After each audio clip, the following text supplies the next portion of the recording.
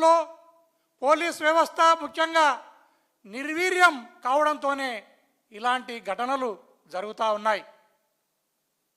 ఈరోజు ప్రతిభావంతులైన పోలీస్ ఆఫీసర్లనంతా వీఆర్లోకి పంపుతున్నారు, సస్పెండ్ చేస్తున్నారు, కొందరు ఆఫీసర్లను జైల్లోకి పంపిస్తున్నారు.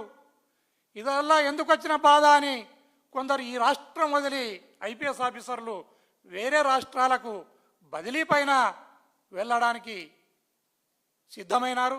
అదే కాకుండా కొంతమంది అధికారులు రాజీనామా, ఈ ప్రభుత్వం పెట్టే హింసను ఈ ప్రభుత్వం రాసి రంపాన పెడతా ఉంటే తట్టుకోలేక రాజీనామా చేసి పోతా ఉన్నారు. ఈ బాధలన్నీ భరించలేక ఎప్పుడు కూడా ఆంధ్రప్రదేశ్ చరిత్రలోనే లేని విధంగా ఈ ప్రభుత్వాన్ని ధిక్కరించే స్థాయికి పోలీస్ వ్యవస్థ వచ్చింది అంటే ఇంతకంటే నీచం ఇంకే ఏమైనా ఉందా అని ఈ సందర్భంగా నేను ఈ రాష్ట్ర ప్రభుత్వాన్ని ప్రశ్నిస్తున్నాను. ఈ రోజుకు 4 సరెండర్లు రావాలి పోలీసులకు, 4-5 అడిషనల్ సరెండర్లు రావాలి, టీఏ రావాలి, డిఏ రావాలి. ఇవన్నీ ఏమీ కూడా ఇవ్వకుండా అసాంఘిక శక్తుల పట్ల ఒక హంటింగ్ టైగర్ లాగా ఉండాల్సిన పోలీస్ వ్యవస్థను చంద్రబాబు నాయుడు ఒక సర్కస్ పులులలాగా ఆయన తయారు చేసినారు. అదే కాకుండా పోలీస్ వ్యవస్థ 4వ సింహంలాగా ఈ రాష్ట్రంలో ఉండేది గత ప్రభుత్వంలో. ఈ ప్రభుత్వంలో 4వ సింహం నడ్డి విడిచినారనడంలో కూడా ఎలాంటి సందేహం లేదు.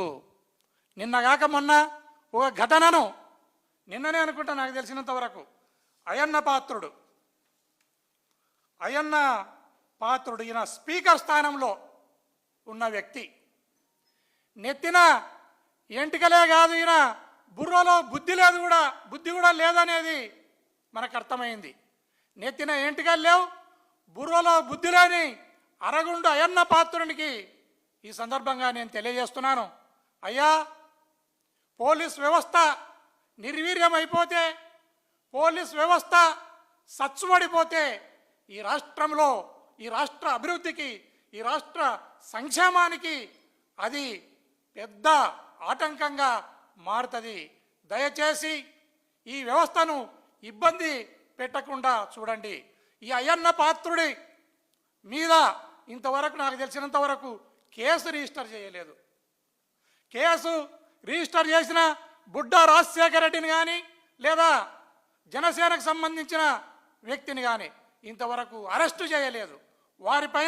వారిద్దరిపైన తూతూ మంత్రంగా ఒక చిన్న కేసును కట్టి ఆ ఎఫ్ఐఆర్ను మూలగొడేస్తే ఆ ఎఫ్ఐఆర్ పోలీసులను చూసి ఏడుస్తూ ఉంది. అయ్యా, ఎందుకు నన్ను కట్టి మూలకు పడేసినారు, ఇంకా మీరు అరెస్టు చేయలేకపోతున్నారని ఎఫ్ఐఆర్ కూడా ఏడుస్తూ ఉందయ్యా పోలీస్ వ్యవస్థ. దయచేసి ఇప్పటికైనా మేల్కోండి.